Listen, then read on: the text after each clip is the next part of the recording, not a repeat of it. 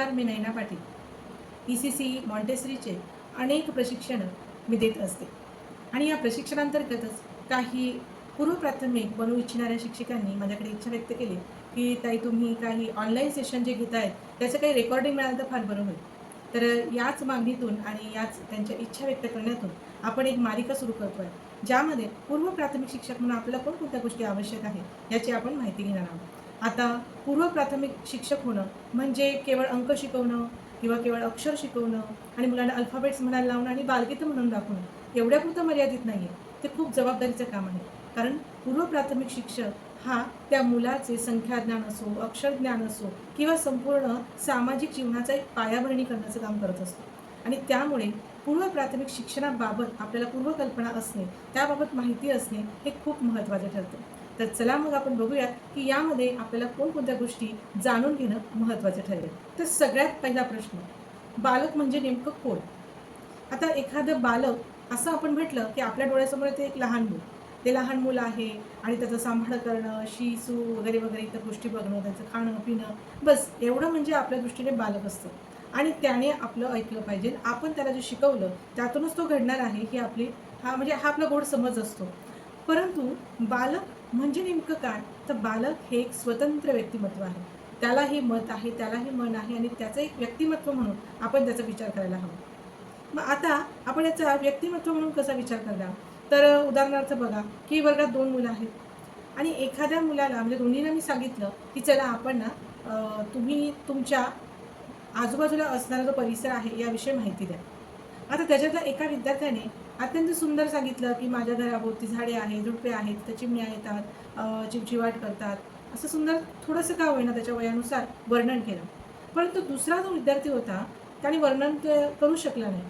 आणि मग मला त्या पूर्व प्राथमिक शिक्षकांनी सांगितलं, की हा खूप हुशार आहे, मात्र याला काही येत नाही, हा खूप ढ आहे. परंतु मी त्यांना असं म्हटलं, की याच्याकडे कागद आणि पेन आहे. तो तुम्ही त्याला सांगा, की तुला जसं वाटेल त्या पद्धतीने तू येथे तुझ्या परिसराचं वर्णन मात्र त्यामध्ये आलं पाहिजे, असं तू कर काहीतरी. आणि मग त्यांनी त्याला कागद दिला, पेन दिला, पेन्सिल, रंग वगैरे सगळं दिलं. आणि बघा, त्याने काय केलं, त्याच्या अवतीभोवती असणारा जो परिसर आहे, त्या परिसराचं रेखाटन केलं आणि सुंदर असं रंग भरले. खरं तर त्याचं चित्र इतकं बोलकं होतं, की त्याला फार लिहिण्याची गरज पडणारच नव्हती. पण त्याला लिहिताना अडचण येत होती, म्हणून त्याला ढ म्हणणं हे कितपत योग्य आहे? म्हणजे एखादा बालक त्याच्या मर्यादा, त्याचं आपण म्हणतो ना अभ्यास, आपण आपल्या दृष्टीने ठरवून दिलेला आहे. याला हे आलं, तो या चौकटीत बसला, म्हणजे हा बालक हुशार आहे. अन्यथा याला काही येत नाही. परंतु प्रत्येक बालकाचं व्यक्तिमत्व हे वेगवेगळं असतं आणि वेगवेगळ्या व्यक्तिमत्वाला स्वीकार करणं, सकारात्मकतेने स्वीकार करणं आणि त्याला सकारात्मक प्रतिसाद देणं हे एक पूर्व प्राथमिक शिक्षकाचं कर्तव्य आहे, काम आहे, जबाबदारी आहे. आणि म्हणून बालक नेमकं काय असतो हे समजून घेणं महत्त्वाचं ठरतं. आता या उदाहरणातून तर आपल्या लक्षात येईल, पण या उदाहरणाच्या पुढे मी अजून एक सांगेन, की जेव्हा आपण बालकांमध्ये तुलना करायला लागतो, त्या तुलनेतून काय होतं, की आपला अंदाज चुकतो आणि आपण त्या विद्यार्थ्याला एक कॅटेगरीमध्ये टाकत असतो, म्हणजे कॅटेगराईज करतो, की हा ढ आहे, हा हुशार आहे, हा अ तुकडीचा, हा ब तुकडीचा, हा क तुकडीचा. परंतु त्याची कॅटेगरी न बनवता आपण त्याची क्षमता लक्षात घेऊन त्याच्या क्षमतेनुसार त्याला पुढे न्यायला हवं, नेलं पाहिजे, हे आपलं काम आहे. आता दुसरा प्रश्न असा, की मुलांच्या मूलभूत गरजा नेमक्या काय आहेत? आता मानवाच्या मूलभूत गरजा काय आहे? हे जर तुम्हाला विचारलं, तुम्ही म्हणाल अन्न, वस्त्र, निवारा. आता सध्या मोबाईलसुद्धा आपली गरज बनलेली आहे. परंतु मूलभूत गरजांचा विचार केला तर आपण काय म्हणतो, की अगदीच जीवनावश्यक गरजा. पण जेव्हा एखाद्या बालकाचा, लहान मुलाचा आपण व्यक्तिमत्व म्हणून जरी विचार केला, तरी त्याच्या पण काहीतरी गरजा आहेत. मग त्याच्या मूलभूत गरजा काय आहेत? तर सर्वात पहिली गरज म्हणजे प्रेम. आता एखाद्या मुलाला, एखाद्या बालकाला आपण त्याच्याशी संवाद कसा साधतो आहे, याच्यावरूनही तो आपल्याशी कनेक्ट होत असतो. जर एखाद्या बालकाला आपण अगदीच ओरडून, रागवून त्याच्याशी संवाद साधला किंवा तुला हे आलंच पाहिजे, या पद्धतीने जेव्हा आपण त्याला एखादी गोष्ट प्रेशराईज करतो, तेव्हा तो आपल्याशी कनेक्ट नाही होऊ शकत. तेव्हा त्याला मुळात त्याच्या त्या अंगणवाडीचा तर राग येईलच, आपलाही राग येईल आणि शिक्षणापासून तो थोडासा दुरावेल. आपल्याला त्यांना शिक्षणापासून दूर करायचं नाही आहे आणि अगदीच त्यांना अ, आ, इ सुद्धा सुरू करायचं नाही आहे. मग त्यांची मूलभूत गरज लक्षात घ्या. त्यांना सर्वात पहिली जी गरज आहे ती आहे प्रेम. त्यांच्याशी प्रेमाने संवाद साधा. त्यांच्या गरजा, त्यांच्या समस्या समजून घ्या. आणि दुसरी गरज त्याच्याच लगोलग जी दुसरी गरज आहे, ती काय आहे, की त्यांना सुरक्षित वाटलं पाहिजे. आता एखाद्या घरामध्ये आपल्याला केव्हा सुरक्षित वाटतं? जेव्हा आपल्या घरामध्ये असणारे आजूबाजूचे लोक आपल्याला आपल्याशी प्रेमाने बोलतात, प्रेमाने वागतात आणि एक त्यामुळे आपल्या मनात एक आधार निर्माण होतो, की ह्यांचं या सगळ्या लोकांचं माझ्यावर खूप प्रेम आहे, विश्वास आहे आणि म्हणून माझाही त्यांच्यावर विश्वास बसतो, की नाही हे सगळेजण माझ्यासोबत आहेत. तसं विद्यार्थ्याला, त्या बालकाला प्रेमाने असं वाटलं पाहिजे, की माझ्या अवतीभोवतीचं वातावरण अगदी सुरक्षित आहे. आणि ही सुरक्षिततेची भावना आपण त्याच्याशी संवादाने साधू शकतो. आपण त्याला असं तर सांगू नाही शकत, की तुझ्याकडे इतकी-इतकी सुरक्षितता आहे, तू काही घाबरू नको. तर ती आपण शाब्दिक न सांगता त्याला त्याची जाणीव व्हायला पाहिजे. त्याला त्याचं वाटलं पाहिजे, की नाही इथे जे वातावरण आहे ते छान आहे, सुरक्षित आहे. जसं समजा एखादी चूक मुलाने केली. आता लहान मुलं आहे त्याच्याकडून चूक होते. एखाद्याला धक्का लागला, बुक्का लागला, काहीतरी मारामारी झाली, गडबड झाली काहीतरी आणि मग त्या मुलाला जर आपण प्रेमाने सांगितलं, की "तू जे आत्ता केलं, ते आता पुन्हा करायचं नाही, असं करणं योग्य नाही, हे बरोबर नाही बरं." असं त्याला प्रेमाने सांगितलं, तर त्याला काय वाटेल, की ह्या समोरच्या व्यक्तीला माझी काळजी आहे आणि काळजीपोटी हे आपल्याला समजावून सांगतात. परंतु तिथेच आपण थोडीशी चूक करतो. आपण त्यांना समजावून न सांगता सरळ त्यांना मारण्याची भाषा करतो, की "तू जर असं केलं, तर तुला मी फटके देईन. मला हे असं अजिबात चालत नाही. माझ्या वर्गात हे चालणार नाही." आणि पूर्व प्राथमिक स्तरावर जे बालक आपल्याकडे आहे, त्या वयोगटाला वळण देणारं, त्याच्या लाईफला आपण म्हणतो ना, की एखाद्या मातीच्या गोळ्याला एक आकार देणारं ते वय असतं. आणि तो आकार म्हणजे ते काही मातीचे गोळे नसतात बरं. म्हणजे हे पण खरं तर जे फ्रेजेस आहे, की ते मातीच्या गोळ्याला आकार वगैरे देणं, ते काही मातीचे गोळे नसतात. ते स्वतः त्यांचा एक आकार त्यांना असतो, ते की व्यक्तिमत्व म्हणून असतातच.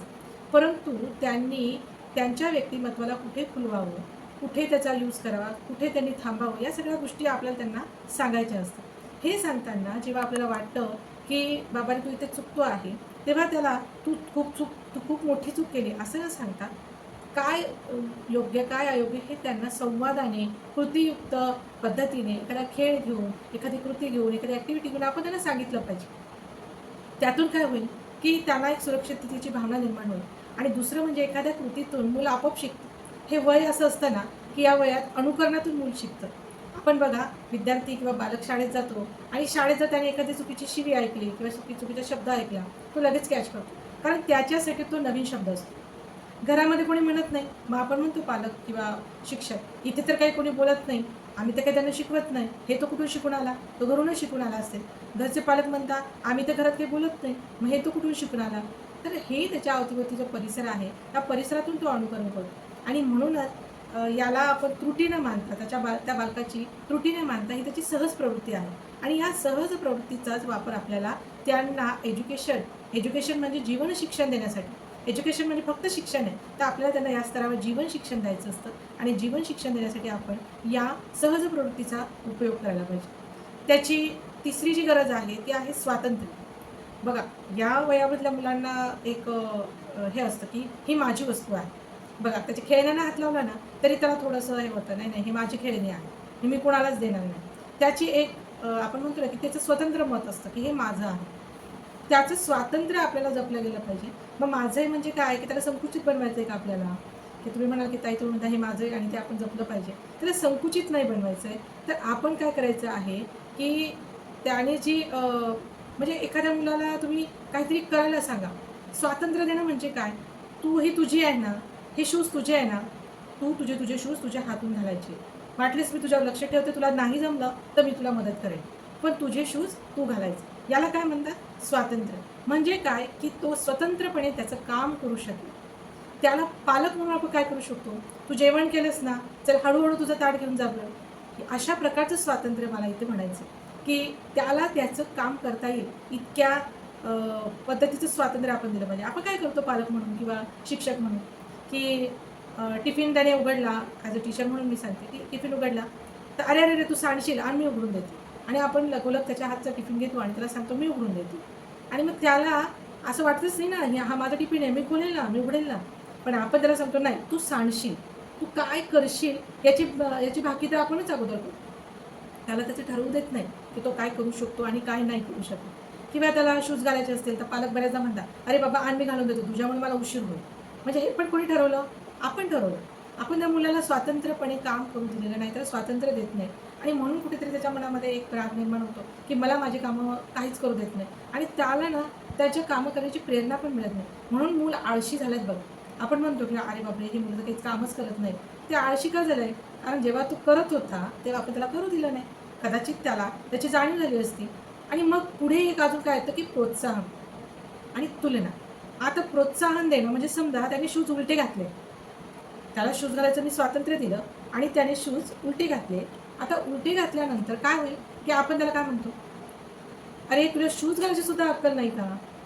शूज तर सरळ घाल.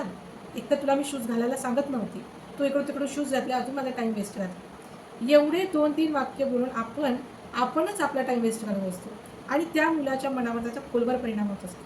मग आपण अशा वेळेस काय करू शकतो? आपण त्यांना सांगायला हवं, अरे तू छान प्रयत्न केला, पण बघ हा शूज या पायातला आहे, तो शूज या पायातला आहे. बघ मी तुला एकदा करून दाखवते, म्हणजे तुला पुढच्या वेळेस अजून सोपं जाईल. म्हणजे एखाद्या कृतीला सकारात्मक प्रतिसाद यालाच म्हणतात आणि हा प्रतिसाद आपल्याला त्या मुलांना पूर्व प्राथमिक शिक्षण म्हणून द्यायचा आहे. आणि पुढचा मुद्दा मी म्हटलं होतं की तुलना.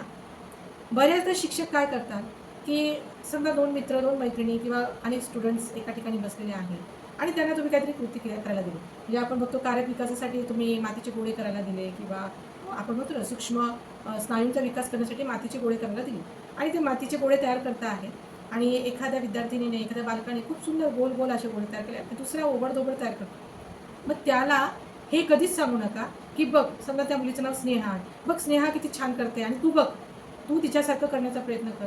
हे कधीही सांगू नका. त्याने तिच्यासारखं करण्याचा का प्रयत्न करावा? त्याचं स्वतःचं व्यक्तिमत्व आहे. त्याला जसं जमेल तो तसं करेल. कारण प्रत्येकाची क्षमता वेगवेगळी असते आणि प्रत्येकाची स्पीड पण वेगवेगळा असतो, म्हणजे गती.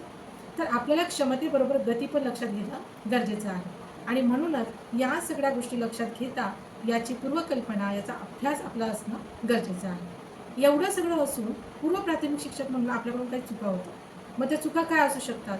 तर जसं मी तुम्हाला अगोदर बोलले की वारंवार त्यांच्यावर आपण म्हणतो ना की ओरडणं, रागवणं आणि त्यांच्यावर थोपवणं. ओरडणं, रागवणं, थोपवणं. म्हणजे काय? ते वर्गात आले, "अरे शांत बसा रे, शांत बसा रे, इथेच बसा, तिथेच बसा, हेच करा आणि तेच करा." हा आपण काय केलेलं आहे? ओरडणं आणि त्यांना रागवणं आणि थोपवणं. "तू इथेच बस, इथून हालायचं नाही." का नाही हालायचं? याचं कारण त्याला जाणून घ्यायचं असतं.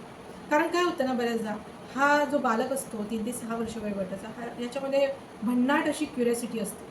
त्याला जाणून घ्यायचं असतं, हे काय आहे? ते काय आहे? ते कशासाठी आहे? हे असं का आहे? आणि ह्या सगळ्या प्रश्नांची उत्तरं शोधत तो शाळेपर्यंत येतो आणि शाळेमध्ये आपण काय करतो? त्याला प्रश्नांची उत्तरं तिथं जर बसवून ठेवत असू आणि आपला जो ठरलेला क्रायटेरिया आहे की असताना तुम्हाला अ आई आलं पाहिजे, ABCD आलं पाहिजे, तर तुम्ही त्यांना घोकंपट्टी करणारे पोपट तयार करता, हे लक्षात घ्या. आपल्याला त्यांना घोकंपट्टी करणारे पोपट बिलकुल तयार करायचे नाही. आपल्याला त्यांना पुन्हा पुन्हा एक शब्द मी उच्चारते की जीवन शिक्षण द्यायचं. हात धुवायचे आहे आपल्या जेवणाअगोदर. का धुवायचे आहे? त्याला वैज्ञानिक कारण आहे. काय कारण आहे? गोष्टीच्या स्वरूपात सांगा. त्याला गाण्याच्या स्वरूपात सांगा. असं खूप विज्ञान खूप अवघड असतं आणि ते फार 8वी-9वीच्या लेव्हलला किंवा 4थी-5वी नंतर शिकायचं असतं असं काही नाही आहे. या लहान मुलांना सुद्धा या छोट्या-छोट्या गोष्टी तुम्ही शिकवू शकता की. साधा कावळ्याच्या गोष्टीच्या म्हणजे कावळ्याची जी गोष्ट आहे त्या गोष्टीवरून सुद्धा तुम्ही एक प्रयोग घेऊ शकतात की. जसं कावळ्याने दगड टाकले आणि पाणी वर आलं. का आलं असेल बरं? चला मग मी तुम्हाला दाखवते. एक ग्लास घ्या, त्याच्यात दगड टाकून दाखवा. म्हणजे दगड जेवढा आकाराचा आहे, तो दगड पाण्यात गेला की पाणी तितकं वर येतं. हे त्याच्या लक्षात येईल. कदाचित त्याला वैज्ञानिक भाषा कळणार नाही किंवा त्या भाषेत आपल्याला सांगायची गरज नाही. ती गोष्टी स्वरूपात सांगा, पण सांगा, हरकत नाही.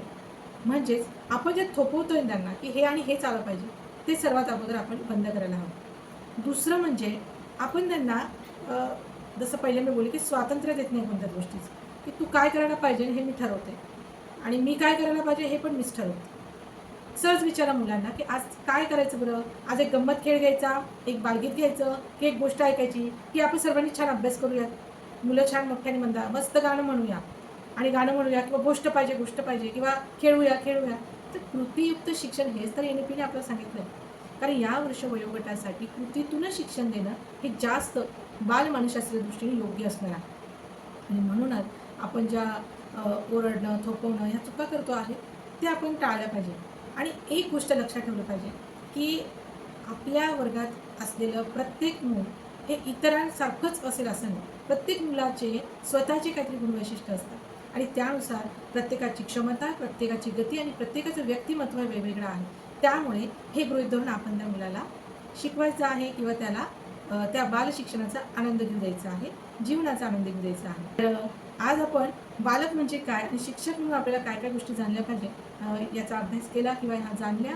आता पुढच्या सेशनमध्ये आपण अजून याविषयी माहिती मिळणार आहे. आपण पुढच्या सेशनमध्ये बघणार आहे की बालमानसशास्त्र आणि बालविकासाचे क्षेत्र म्हणजे नेमकं काय आणि त्याचा या बालशिक्षणाशी काय संबंध आहे.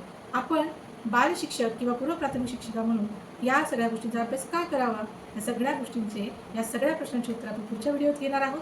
तर सर्वांनी ज्यांना हा व्हिडिओ आवडला असेल, उपयुक्त वाटला असेल, त्यांनी शेअर करावा, लाईक करावं, सबस्क्राईब करावं आणि पुढच्या व्हिडिओची नक्की वाट बघावी. लवकरच आपण तो अपलोड करूया.